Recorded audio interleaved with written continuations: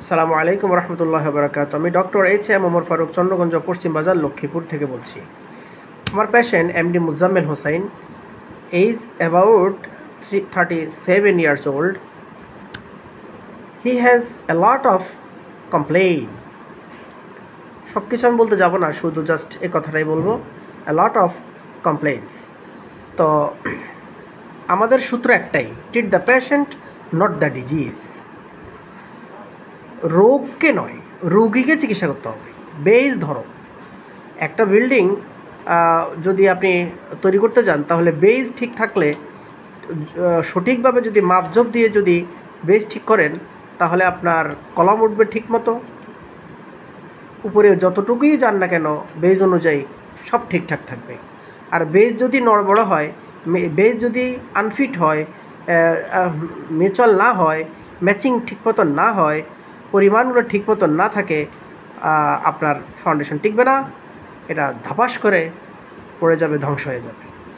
ঠিক এখানেও সেম অবস্থাটা আপনাকে বুঝতে হবে। বেজ ঠিক রাখতে হবে, লেয়ার ঠিক রাখতে হবে, এবং ধাতুগত লক্ষণগুলো ঠিক রাখতে হবে, মায়াজম ঠিক রাখতে হবে, ফিয়ার্স অফ অ্যাকশন, যে ওষুধটা যে দিব সেটার ক্রিয়ার ক্ষেত্র, ক্রিয়ার অর্গানটা কোথায়, এগুলো ঠিক রাখতে হবে। সর্বোপরি মাইন্ড সিমটমটা ঠিক রাখতে হবে। সেটা হলো প্রাণ শক্তি। একটা বিল্ডিং দাঁড়ায় কিসের উপরে? রডের উপরে। মশলা, সিমেন্ট, পানি, বালু, এগুলো সব তো ঠিকই আছে, কিন্তু রড যদি, আয়রন যদি আপনার কাছে না থাকে, কিসের দিয়ে আপনি দাঁড় করাবেন? ঠিক একটা রোগীকে ওষুধ দিতে হলে মাইন্ড সিমটমটা আপনার ঠিক রাখতে হবে, এটা রডের কাজ করে। তাহলে এগুলো যদি আপনি ঠিকঠাক রাখেন, আল্লাহর রহমতে আপনার চেষ্টা সাধনা কখনো বিফল হবে না, রোগী ব্যর্থ হবে না। কিন্তু প্রচুর লেখাপড়া করতে হবে, প্রচুর সাধনা করতে হবে। হোমিওপ্যাথিটা একটা সাধনার বিষয়। Homeopathy is the art of divine. Homeopathy is a art of divine which is gifted merciful Allah to the human sufferer. তাহলে এই যে হোমিওপ্যাথিটা, এটা মহান আল্লাহ তাআলার পক্ষ থেকে একটি শিল্প, মানব জাতির উপকারার্থে। কিন্তু আমাদেরকে এটা আর্ট করতে জানতে হবে, শিখতে হবে, বুঝতে হবে। আমরা যারা 2-4 লাইন মেডিকা পড়েই ডাক্তার হয়ে যাই, আমরা ফিজিওলজি, অ্যানাটমি বুঝি না, প্র্যাকটিস অফ মেডিসিন বুঝি না, আমরা কখনো সফল হতে পারবো না। এই যে ক্যান্টের রেপার্টরিটা অধ্যায় ভিত্তিক, কত সুন্দর করে অর্গান ভিত্তিক, পার্ট পার্ট করে আপনাদের সামনে তিনি প্রায় 1200, 1300, 1400 পৃষ্ঠায় লিখেছেন, এবং মেডিসিনগুলো সেখানে সাজিয়েছেন। কেন? লেখাপড়া করার জন্য, শেখার জন্য, বোঝার জন্য।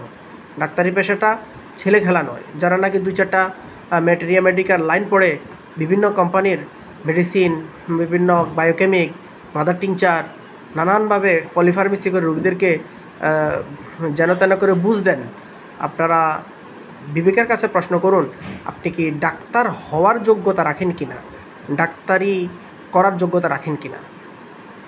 এই জন্য আমি বলি না যে ডাক্তারি করবেন না, করেন, এটা আপনার ঐচ্ছিক, আপনার অধিকার আছে, কিন্তু লেখাপড়া করতে হবে, প্রচুর সাধনা করতে হবে, সময় দিতে হবে। তাহলে আমাদের এই যে মুজাম্মেল হোসাইন ভাই, তার অনেকগুলো কমপ্লেইন আমি জাস্ট একটু শোনাই। Skin allergy, asthmatic allergy, dust allergy, fistula, injury, lumber rest, আরও একটা প্রবলেম, সেটা বলছি না। তো আমি শুধু এই কমপ্লেনগুলো জানাচ্ছি। এরপর আরও একটা, যে tibia calf, cramping pain, occipital region, drawing pain, coccyx region, last bone pain, condylomata whole over the penis. So এগুলো হলো তার অবজেকশন। তো বন্ধুরা, আমি তার জন্য সোডিয়াম ক্লোরাইড মেডিসিনটা সিলেক্ট করলাম। সোডিয়াম জাস্ট সিঙ্গেল মেডিসিন, আমি কিন্তু পলিফার্মেসি করে নিই। দেখুন, এই যে সোডিয়াম ক্লোরাইড 0/1, 2, 3, 4। আমার sir doctor Robin Barman sir নিরলসভাবে প্রচেষ্টা চালিয়ে যাচ্ছেন ক্লাসিক্যাল হোমিওপ্যাথ সৃষ্টি করার জন্য। আমরা সারা বাংলাদেশে, হাসান ভাই আছে যশোরে, হাসান ভাই আছে আমাদের এই যে পাবনাতে, তারপরে আমাদের শাকিল ভাই আছে, তারপরে মাসুদ ভাই আছে, তারপরে আমাদের যে নাজমুল হাসান বেলাল ভাই আছে এদিকে চাঁদপুর, আর এদিকে লক্ষ্মীপুরে আমি আছি। এইভাবে আমরা ক্লাসিক্যাল হোমিওপ্যাথি করে যাচ্ছি। আমরা ভুংবাং হিসাব দিয়ে ভাড়ামো নোংরামো এগুলো আমরা করি না। আমরা সঠিক হোমিওপ্যাথি, পিওর হোমিওপ্যাথি চিকিৎসা করি জনগণকে শেখানোর ভালো রাখার জন্য। আচ্ছা, কোনো না কোনো কারণে যদি আমার প্রেসক্রিপশনটা ফেল করে, হ্যাঁ, আমি তো বলবো না যে আমি 100% রোগকে সারিয়ে দেবো।